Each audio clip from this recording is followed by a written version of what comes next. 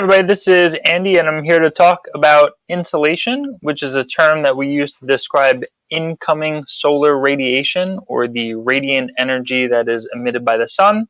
That's going to give us daylight and that's going to give us warmth here on Earth. So let's take a look. A couple things to know. So here's the celestial sphere. We have our observer at a latitude that's pretty close to us here at New York City, in New York City.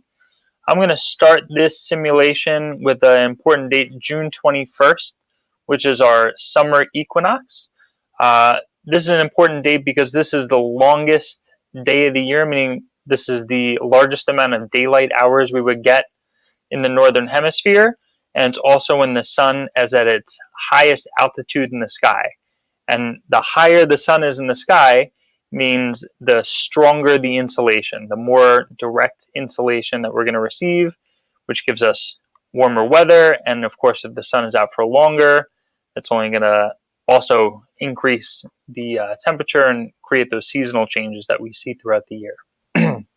So June 21st, it's the longest path that the sun is going to take throughout the course of the year. It's going to get the highest at noon, and it's going to travel east to west each day. After the 21st, the days are going to start to get shorter, meaning the sun is going to spend less time out and more time below the horizon. And it's also going to move lower at noon, which is the highest point in the day. So it's not going to be as strong as these days go by. So we see a smaller path of the sun. It's getting lower in the sky until our second important date of the year that we're going to hit, which is September 22nd. That's the fall equinox, the autumn equinox. And that means that there is equal daylight hours and night hours.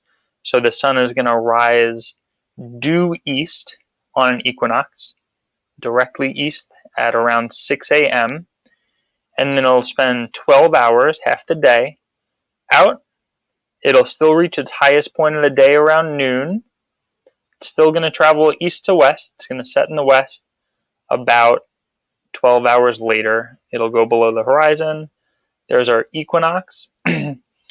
Into October, November, December, the days, let's move this back to 12 o'clock noon. Moving into the fall, we're going to have the sun lower in the sky at noon. The path is going to be shorter until we get to our third important date of the year, which is going to be the winter solstice, or December 21st. So on this day of the year, for us here in the northern hemisphere, the noontime sun is going to be at the lowest altitude it will be all year. So here it gives us the altitude, 25.8 degrees. The sun is going to spend the least amount of time out as well. So here the sun rises at about 7:30 in the morning, and the sun is going to set at about 4:30 in the afternoon. That's even sometimes when you're leaving school in the winter, the sun is like already setting because the days are so short. So on the winter solstice in the northern hemisphere, we get about 9 hours of daylight as opposed to the 15 that we got during the June summer solstice. Good news, after December 21st, let's go back to 12 o'clock. The shortest day of the year is over, and as we continue into January, February, the days are going to start to get longer again. Until another 3 months go by, we're going to get to March 21st, coming up to that soon right now, where we have another equinox. It's going to rise due east. It's going to get to the highest point at noon, and it's going to set due west. And then that will happen in a cyclical manner throughout the course of the year until we get back to where we came. Let's go back to 12 o'clock. 12 o'clock noon. Go back to where we came, which was June 21st, back to the summer solstice, where the sun is at its highest point in the sky, and it will spend the most amount of time out. Just a couple other things to consider when looking at these celestial sphere diagrams. We know that In the northern hemisphere, we're always going to look south to find the noontime sun, no matter what time it is during the year. As long as you're above the Tropic of Cancer, which is 23.5 degrees north latitude, you can always look south to see the noontime sun. Now, your shadow is always going to go, it's going to be cast behind the object relative to the sun. So if a person were standing here and they were to look to see the noontime sun in the south, then their shadow would be pointing in the opposite direction. It would be pointing north. If the sun is going to travel east to west, so sometimes the regents will ask a question like, what direction will a observer need to look to see their shadow at 5 p.m.? Well, you know that it's south at noon, they would have to look to see the sun. And if it's going to travel to the west, that means that at 5 p.m., well, it depends on the time of year, as long as the sun is out. Let's say 3 p.m. Boom. If it was in the south and it's traveling west, if this sun is in the southwest, well, a person can look to see the afternoon sun to the southwest. They would look to see their shadow pointing in the northeast. Other things to consider is, depending on an observer's latitude, the path of the sun, the shape is going to change. So if we were to take someone and put them maybe all the way up in the Arctic Circle or even all the way up at the North Pole, one of the telltale signs that a person is above the Arctic Circle is when you see this path of the sun go around an observer without going below the horizon.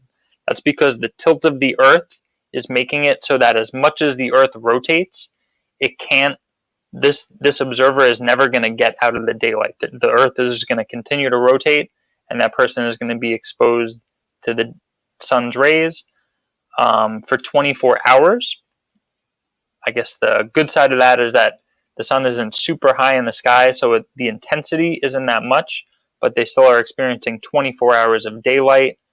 And another telltale sign that someone is at a very high latitude is if you see the sun not out at all. So let's change the day of the year. Sometimes there are some days in the year where people at very high latitudes will not see the sun go above the horizon at all. They'll experience 24 hours of darkness, just like they can experience 24 hours of daylight at a different time of the year. The shape will also be different if a person is between the tropics. If the person is between the tropics, we're going to see the path of the sun kind of have this parallel look where it's going to actually change its noontime position. So in the northern hemisphere, above that Tropic of Cancer, we saw how no matter what, at noon, an observer can look south to see the noontime sun. That's actually not the case for anyone that's in between the tropics. The path of the sun is going to, or the position of the noontime sun is going to change throughout the year.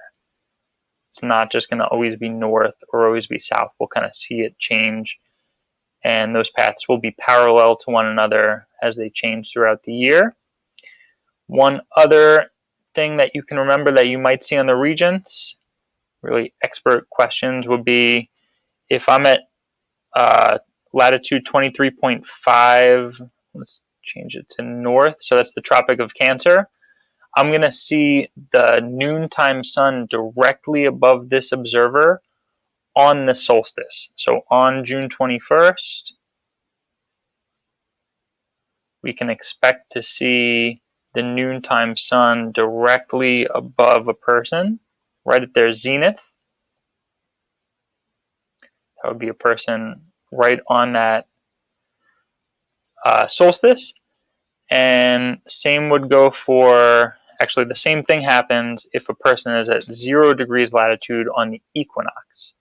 So on September 22nd, an observer on the equator could expect to see the noontime sun directly overhead on the September equinox, as well as the March 21st equinox. And just like on the summer solstice, the observer on the Tropic of Cancer had the sun directly over their head at 23.5 degrees south, an observer can expect to see the sun directly above their head on the December solstice on that 21st. One other thing, one difference, we said before, in a northern latitude, so pretty close to us here in New York, we can always look to the south to see the noontime sun. No matter what time of year, it would always be south. In the southern hemisphere, the opposite would apply. So if I was down here in Australia,